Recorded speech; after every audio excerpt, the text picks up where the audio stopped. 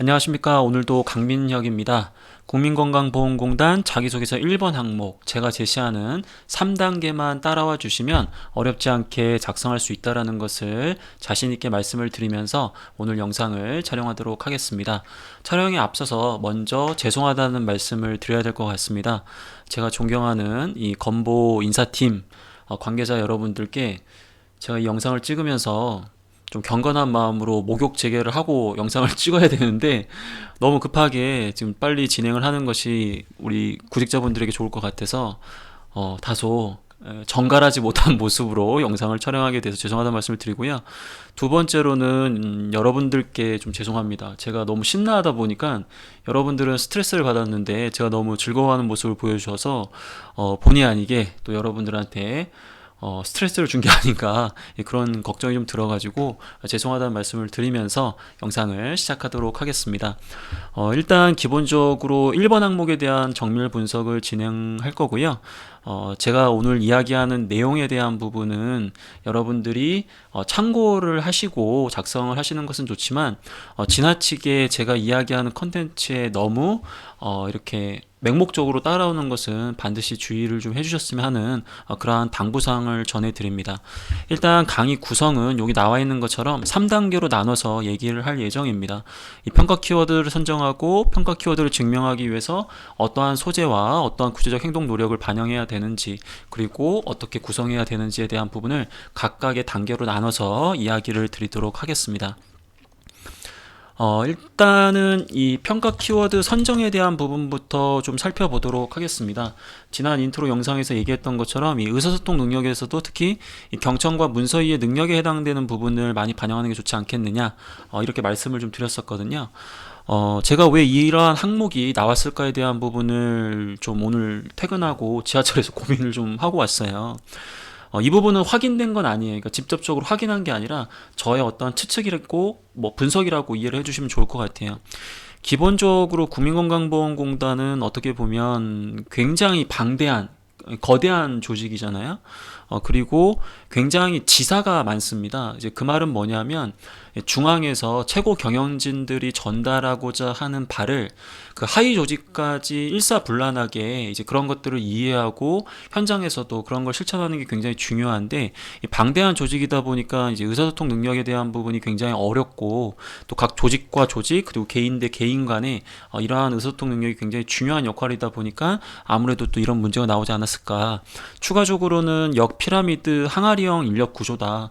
물론 제가 인사쟁이 출신이다 보니까 뭐 이러한 부분들을 좀 자주 볼 때가 있는데, 기본적으로 공공기관 특히 이제 건보 같은 경우에는 여러분들이 이미 공시자료를 통해서 그 근속연수가 굉장히 길다라는 걸 파악할 수 있을 거예요.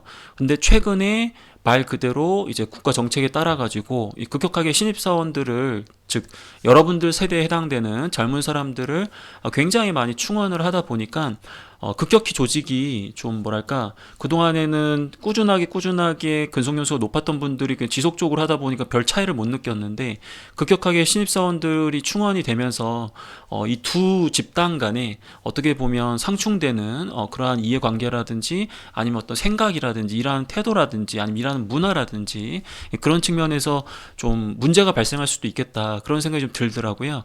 결과적으로는 이러한 이야기들은 단순하게 건보뿐만 아니라 건보처럼 굉장히 거대한 조직이고 그리고 신입사원을 급격하게 충원하고 있는 그런 조직이라면 분명히 이러한 문제를 출제할 수 있다라고 보여집니다. 이제 그러한 관점에서 여러분들은 경청과 문서이해 능력을 바탕으로 어떻게 상사의 지시를 명확하게 이해했는지 이제 그런 역량들을 보여줌으로써 향후 입사했을 때 기존에 있는, 그리고 이 거대한 조직에서 조직의 목표와 그리고 상사의 지시를 명확하게 이해한 상태에서 본인의 역할을 충실하게 수행할 수 있다라는 이제 그러한 부분을 강조할 수 있다는 게 굉장히 중요한 부분이 되겠죠.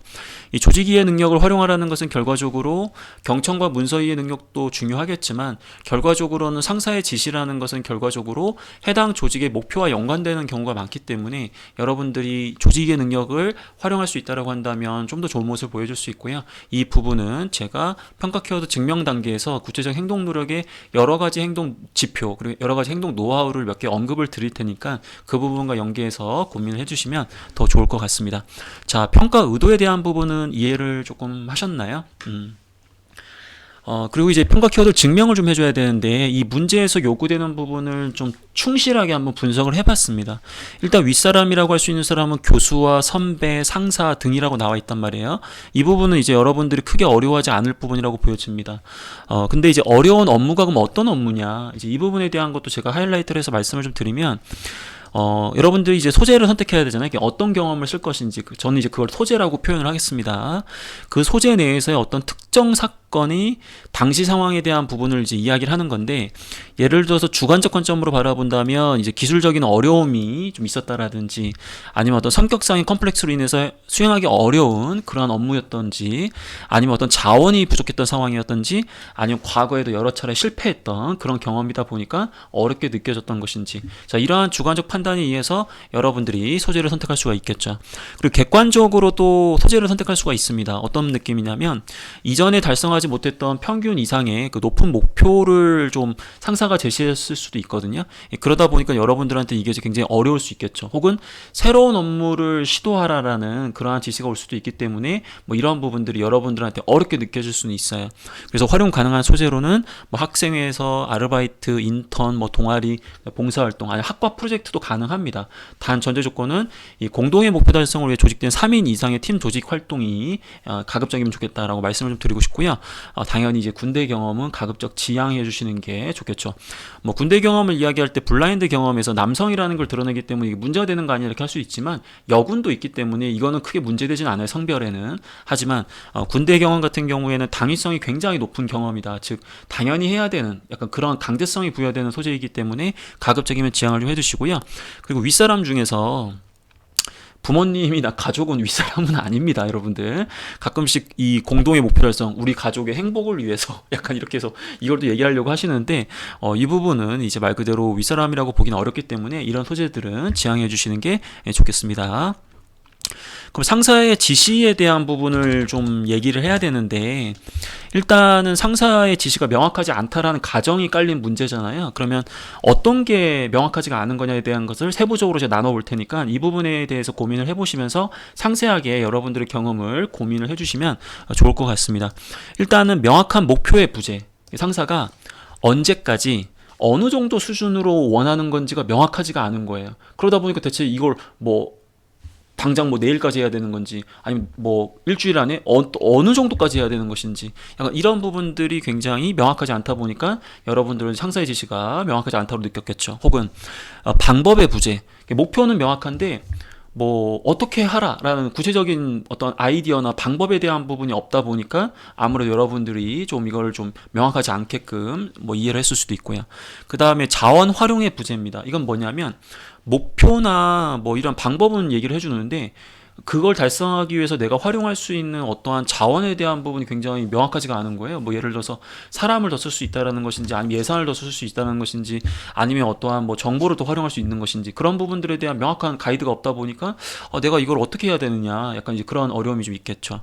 그 다음에 명확한 동기의 부재. 이게 뭐냐면 왜 이걸 해야 되는지, 그러니까 말 그대로 이거 한번 해봐 했는데 내가 아무리 판단하더라도 이건 우리 업무가 아닌 거예요. 그러다 보니까 왜 대체 어떤 동기에 의해서 이걸 하게 하려고 하는 것인지, 이제 그런 부분들이 명확하지 않으니까 여러분들은 상사의 지시가 명확하지 않다라고 느낄 수 있겠죠. 이런 부분들은 뭐 이제 대표적인 것 같고요. 뭐 추가적으로 여러분들이 생각했을 때 상사의 지시가 명확하지 않은 특별한 또 이유가 있다라고 한다면 뭐 이런 부분들을 바탕으로 이 소재나 상황에 대한 부분을 언급을 할 수는 있겠습니다. 그럼 이제 이 부분이 여러분들 하이라이트입니다. 이제 이 부분이 여러분들 가장 중요한 부분이기 때문에 이제 집중적으로 이해를 좀 해주셔야 되는데, 제가 사실은 이 항목을 여러분들과 이야기를 하려고 하면서 옛날 생각이 되게 많이 나더라고요. 그래서 제가 과거에 이제 좀 뭐랄까 가장 잘못했던 것 중에 하나가, 제가 조직 생활을 하면서 제가 약간 좀 주변에서 잘한다는 얘기를 많이 들어가지고 약간 좀 건방졌었어요. 그러니까 제가 생각했을 때는 그래서 제가 생각했을 때 상사가 왜 이런 것도 못하냐, 왜 이런 것도 모르냐, 이런 것도 왜 명확하지가 않느냐, 약간 이런 것들에 대한 원망을 되게 많이 했었거든요. 근데 뭐 지금 생각해보면 너무나 이제 부끄러운 제 과거죠. 그래서 과거에 제가 했던 경험들, 과거에 저의 그런 부족했던 부분들, 이제 그런 것들을 많이 고민하면서 과연 만약에 내가 이러한 상황에서 조직에서 일을 하게 된다면 어떠한 행동을 하는 게 좋을까, 이제 그런 부분도 고민을 좀 했고, 그다음 NCS 가이드상에 나와 있는 그런 여러 가지 지표들을 좀 고민을 해서 여러분들한테 여기 나와 있는 이제 3단계에 대한 부분을 이제 풀어내려고 하는 거거든요. 그래서 이거는 단순하게 제가 제안 드리는 부분이기 때문에 이것만이 정답은 아니고, 그리고 또 하나 주의할 것은 여기 있는 내용들을 다 절대 담을 수가 없어요, 여러분들. 저도 못 담습니다. 이 중에서 1단계, 2단계 중에서 뭐 3단계 중에서 몇 가지를 선택해서 이제 얘기를 하시면 되는데, 가장 중요한 것은 일단은 1단계는 무조건 보여주셔야 돼요. 일단 1단계는 무조건 보여주셔야 되고, 그리고 2단계와 3단계 중에서 각각 하나 정도씩만 보여주면 좋지 않을까, 그런 생각을 갖고 있습니다. 자, 그러면 여기 보시면 상사도 인간이다 이렇게 제가 적어놨는데, 예전에는 제가 이제 주니어 시절 뭐 사원 대리급 때는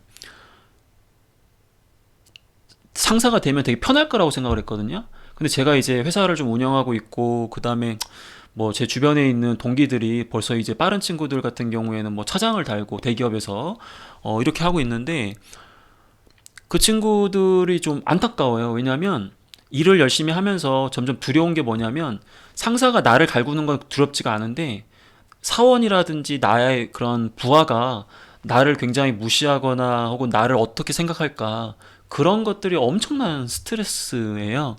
그러다 보니까 아무래도 이제 여러분들을 좀 대할 때도 굉장히 조심스럽게 대하는 것도 굉장히 많고요. 그 다음에 또 하나는 상사가 모든 업무를 다 잘할 수 있는 건 아니거든요. 그리고 그 상사의 입장에서는 구체적으로 가이드를 주지 않는 이유가 뭐냐면, 구체적인 가이드를 줬을 때 책임을 져야 되거든요.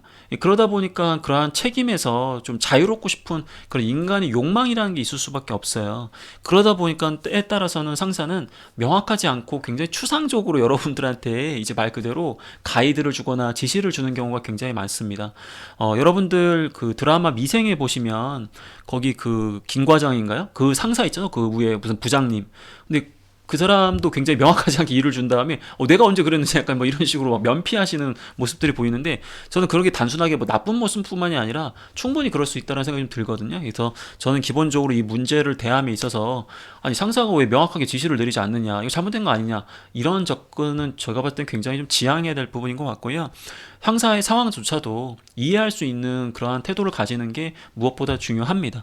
그래서 제가 여러분들한테 최소한 이 1단계에 해당되는 부분은 반드시 기술을 좀 해줬으면 하는 그런 바람이 있다라는 거죠. 상사가 명확하게 지시를 주지 않은 것은 상사가 해당 업무에 대해서 모두 알 수 있는 것도 아니고, 또한 뭐 명확하게 어떠한 조직의 그런 가이드를 받은 상태가 아니다 보니까 충분히 상사 역시 지금 현 상태에서는 그러한 지시밖에 내릴 수 없다라는 것을 이해할 수 있었다, 약간 이런 식의 표현이 좀 들어가줘야 된다라는 거죠. 혹은 그 다음에 이제 상사가 지시가 명확하지 않다고 하더라도 우리 조직에 관련된 목표이기 때문에 어떻게든 이 문제를 좀 해결해야겠다라는 그런 의지를 보여줄 수도 있는 거고요. 혹은 나한테 명확하지 않은 지식을 줬다라는 것은 내가 이렇게 명확하지 않은 지시라고 하더라도 뭐 하나를 주면 뭐 열을 아는 것처럼, 기본적으로 내가 되게 평상시 일을 잘하니까 나한테 이렇게 일을 줬고, 또 이게 어려운 문제지만 내가 또 이번 기회에 성장할 수 있겠구나, 약간 이런 부분들을 좀 고려했으면 좋겠다라는 거에서, 제가 얘기한 건 다 쓸 수는 없어요, 기본적으로. 하지만 상당 부분을 반영하는 것이 안정적으로 이 문제에서 최소한 여러분들이 좋은 모습을 보여줄 수 있는 첫 번째 방법이라는 것을 반드시 기억하시기 바랍니다. 자, 이러한 마인드를 기술을 해주시고, 두 번째로는 표면적인 지시 상황에 대한 이해가 들어가야 됩니다. 자, 무슨 뜻이냐? 상사가 어떤 것들에 대한 지시를 줬어요. 그러면 그 워딩, 즉 어떤 이야기를 했는지에 대한 언어적인 측면 외에 비언어적인 측면들, 상사의 태도라든지 아니면 말하는 뉘앙스라든지 기타 여러 가지 그런 비언어적 측면들까지 고려하면서 상사가 원하는 게 이런 것일 것이다 라고 일단은 진지하게 본인 스스로 고민을 하시는 그러한 모습을 보여주셔야 되고요.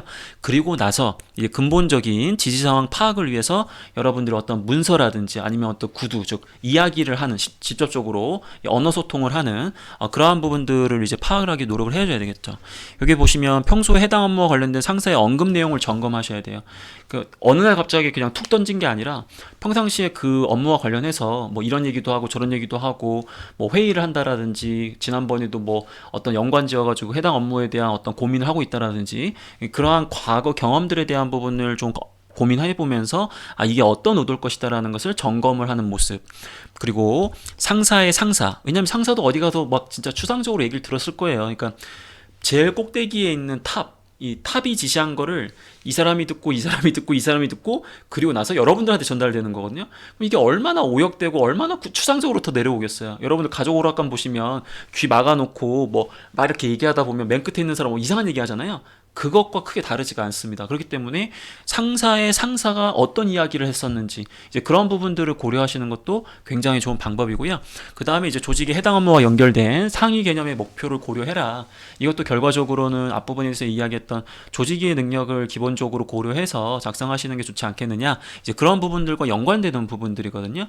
명확한 지시가 아니라고 하더라도 우리 조직이 이러한 목표를 갖고 있기 때문에 이 지시는 그러한 어떤 목표와 연관돼서 고민을 해봐야겠다. 약간 이런 식으로 파악을 하시라는 거죠.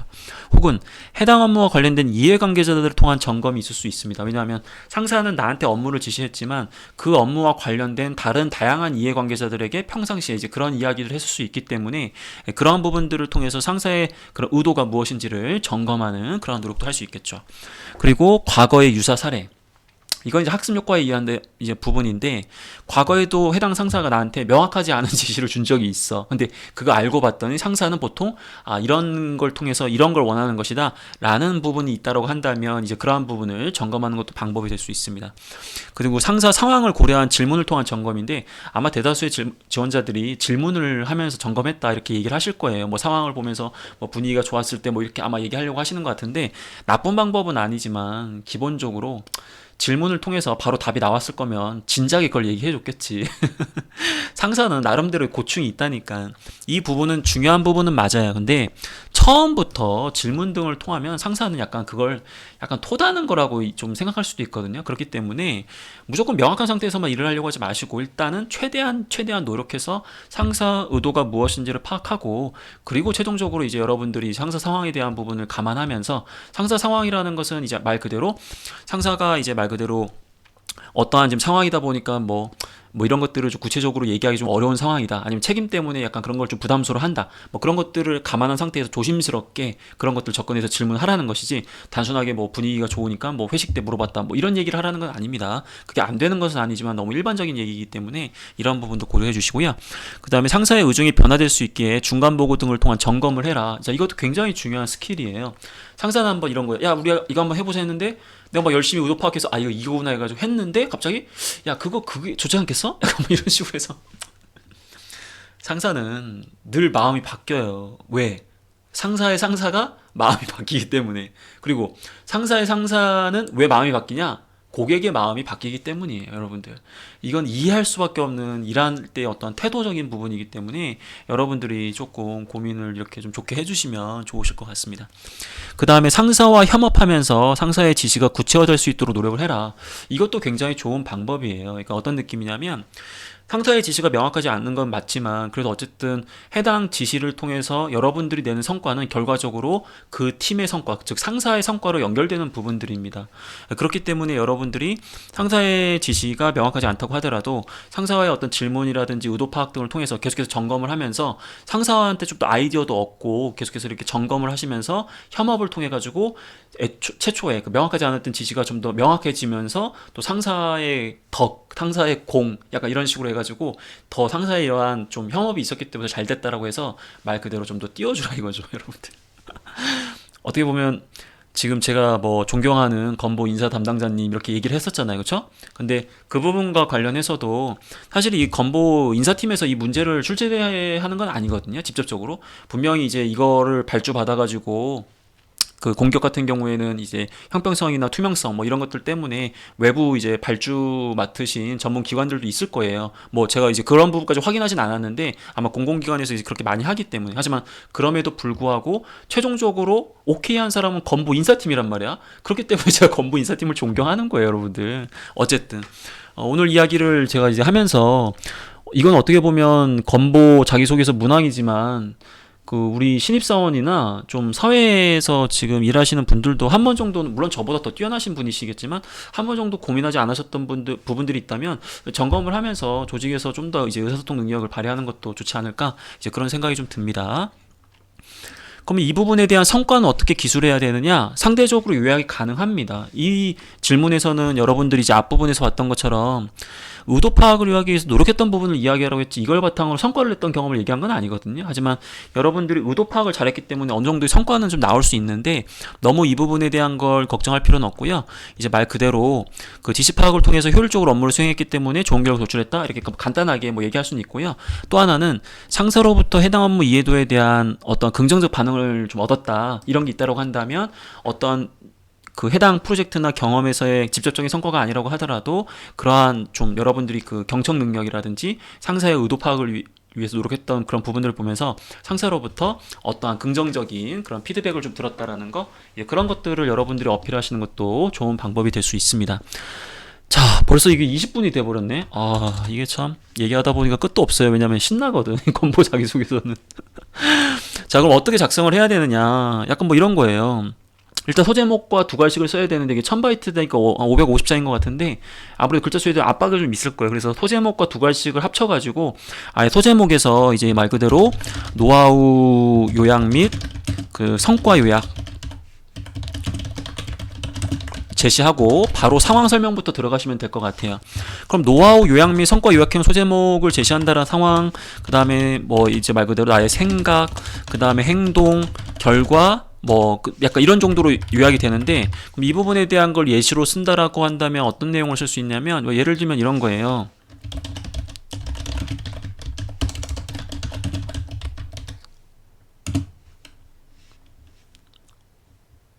상사와의 협업을 통해서 불명확한 지시를 구체화하다. 약간 좀 길 수 있는데, 이거 왜냐하면 아까 얘기했지만 두 갈씩을 안 쓰기 위해서 소제목에 아예 그냥 이렇게 써버리는 거예요. 상사와의 협업이라는 건 뭐에 해당돼요? 이건 노하우에 해당돼요. 그 다음에 불명확한 지시를 구체화하다라는 건 결국 이제 성과에 대한 부분을 얘기한 거기 때문에 이와 관련된 방법을 얼마든지 여러분들도 응용할 수 있겠죠. 위에 제가 얘기한 여러 가지 노하우들이 있기 때문에. 그럼 예를 들어서 뭐 A 경험에서 상사가 어떠한 목표를 지시하였지만, 어떠한 목표를 달성하라고 지시하였지만 시기와 방법, 자원 활용 등에 대한 명확한 가이드가 없었고, 해당 업무의 경우 과거 실패했던 경험 혹은 처음 해보는 경험 혹은 내가 가지고 있지 않은 힘을 발휘해야 하는 경험이었기 때문에 어려웠다. 유유 한번 때려주고, 그 다음에 생각은 어떤 게 있겠어요? 어려운 상황이었지만 조직과 연결된 중요한 목표라는 생각과 동시에 상사 역시 뭐 어떠한 이유 때문에 구체화된 가이드를 당장 주기에는 한계가 있을 수 있다는 생각을 하였습니다. 이렇게 해서 이해를 해주라는 거죠. 그럼 행동은 어떻게 되겠어요? 이제 말 그대로 일단 첫 번째로 첫 번째 이렇게 해서 수사를 사용하셔도 되고요. 첫 번째 말 그대로 죄송합니다. 편집을 못하다 보니까 양해를 해주십시오, 여러분들. 첫 번째로 아까 이제 표면적인 이유 파악과 관련된 여러분의 노력을 한 가지 제시하시면 됩니다. 뭐 예를 들어서 어떤 게 있겠어요? 뭐 상사가 그 지시한 언어적 측면 외에 어떠한 표정, 그 다음에 말투 아니면 행동 등을 참고해서 어떠한 것을 요구하는지를 예측하기 위해 노력하였다. 그 다음에 두 번째 근본적인 그런 배경을 파악하는 것이 중요하기에 과거 이러한 사례 혹은 요 부분은 이제 이거 중에 택 하나 하시면 돼요. 여기 나와 있는 거 있죠? 요 부분 중에서 한 가지 정도를 택하시고 혹은 두 가지 정도를 택하시면 되겠죠. 여기 나와 있는 것 중에서 저는 지금 상사와 협업하면 상사의 지시가 구체화될 수 있도록 노력했다라고 아까 노하우를 썼기 때문에 이와 관련된 부분으로 한번 행동을 한번 써보도록 하겠습니다. 근본적인 중요하기에 최대한 제가 이해한 내용과 상사가 어떠한 부분을 부담스러워 하는 것을 고려해서 어떠한 질문을 함으로써 상사 의중이 무엇이었고 이었다는 것을 파악할 수 있었습니다. 그 과정에서 상사에게 어떠한 조언이나 저의 아이디어 등을 통한 점검을 하면서 해당 목적 달성을 위한 구체적 가이드를 수립할 수 있었습니다. 여기까지만 쓰겠습니다. 그러면 결과는 어떤 게 나오겠어요, 여러분들?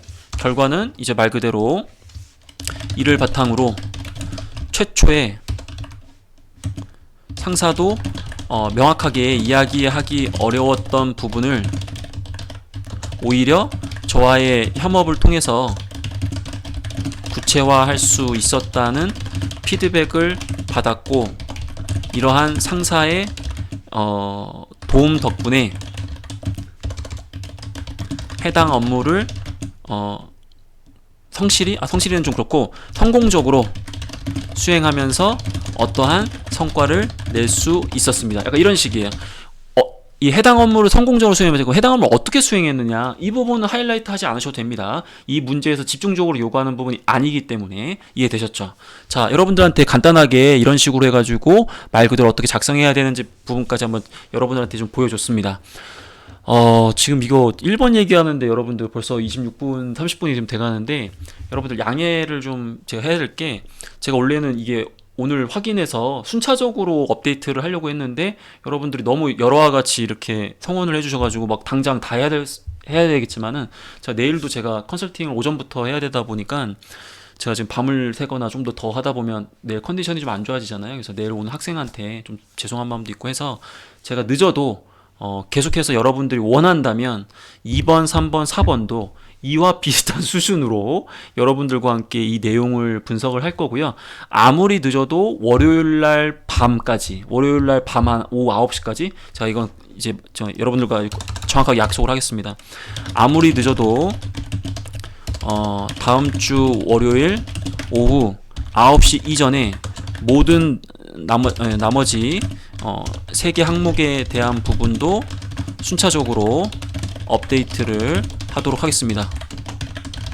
약속 강민혁 2019년 4월 지금 6일 11시 58분이네요. 오케이? 여러분 약속한 겁니다. 그래서 혹시나 제가 지금 이야기하는 내용 중에서 이해가 안 가거나 강의하실 때 2번, 3번, 4번 만들 때 이런 것도 좀 해줬으면 좋겠어요 라는 게 혹시 있으시면 댓글로 남겨주시면 제가 최대한 반영해가지고 올리도록 하겠습니다. 여러분들한테 도움이 되길 바라면서 저는 오늘 영상을 마무리하도록 하겠고, 자, 외치십시오 여러분들. 구독과 좋아요 그리고 댓글은 언제나 사랑이다.